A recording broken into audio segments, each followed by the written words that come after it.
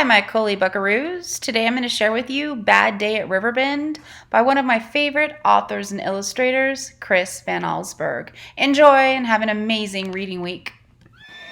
Riverbend was a quiet little town. Just a couple dozen buildings alongside a dusty road that led nowhere. Though the stagecoach occasionally rolled through town, it never stopped because no one ever came to Riverbend and no one ever left. It was the kind of place where one day was just like all the rest. But one morning, Sheriff Ned Hardy stood in front of the Riverbend jail and saw something he'd never seen before, a brilliant light in the western sky. It lasted a few minutes and faded away. Sheriff Hardy went into the jailhouse. He's sitting quietly at his desk wondering what the strange light meant when a loud pounding rattled the jailhouse door.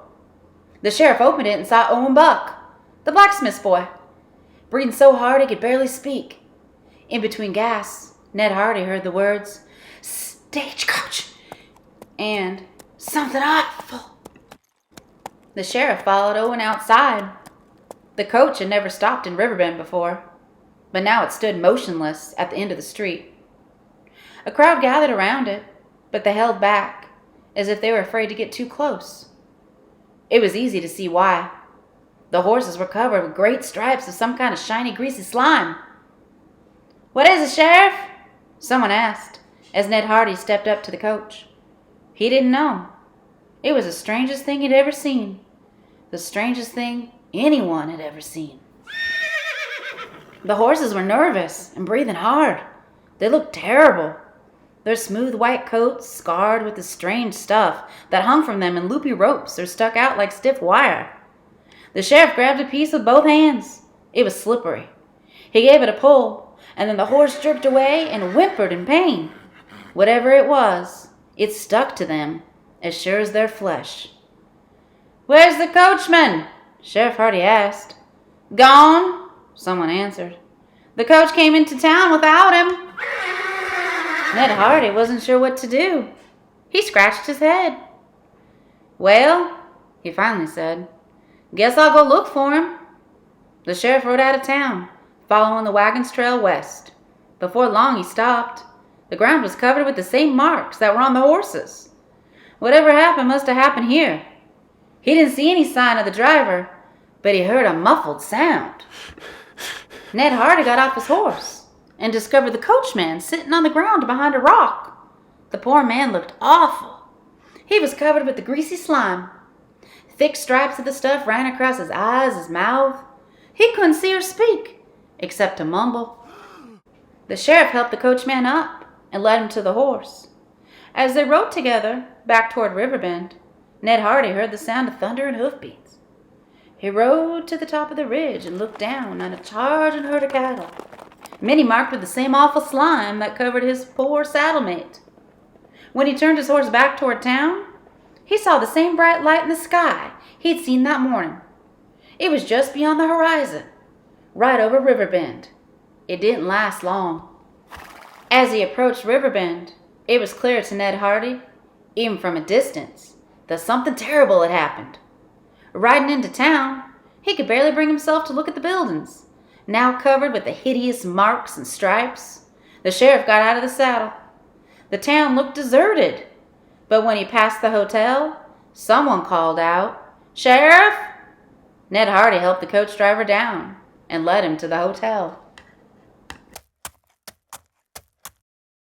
The townspeople and some cowboys were gathered inside. A few were covered with the greasy slime. They all told the same story.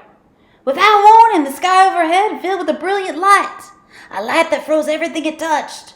Herds of cattle, even birds in the sky. And it was blinding.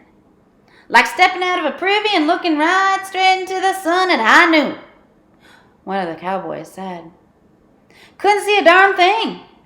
When the light passed, they were covered with the greasy marks." "What are we going to do, Sheriff?" someone asked. "We can't spend our lives hiding in here."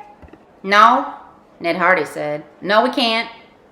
He walked outside and stood in front of the hotel.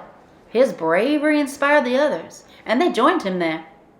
They looked at their poor town. Pretty little Riverbend was now too ugly for words. "Look!" someone shouted, pointing at the sky above the hills just out of town. The mysterious light appeared.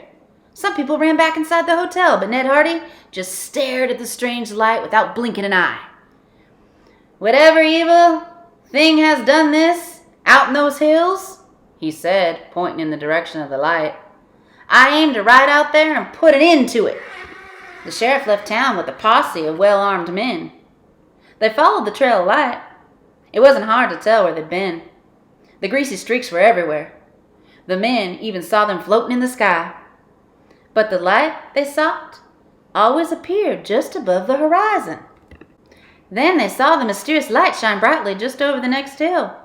The men crawled up the hill, but the light faded away as soon as they peeked over the top. Looking down, the brave cowboys saw something that made them gasp. There was a man standing perfectly still at the bottom of the hill. He was as tall as a cottonwood tree and as skinny as a broomstick. And he looked like he was made entirely of the greasy stuff that now covered the countryside. Ned Hardy was sure that this long-legged fella was the cause of all their grief. They had only one chance. They'd have to get close enough to take a shot at this skinny devil before he used the light to freeze them. They crawled back to their horses. Ned Hardy gave a silent signal, and the posse charged forward. But just as they came over the hill, they were frozen in the bright light that suddenly filled the sky. The light went out.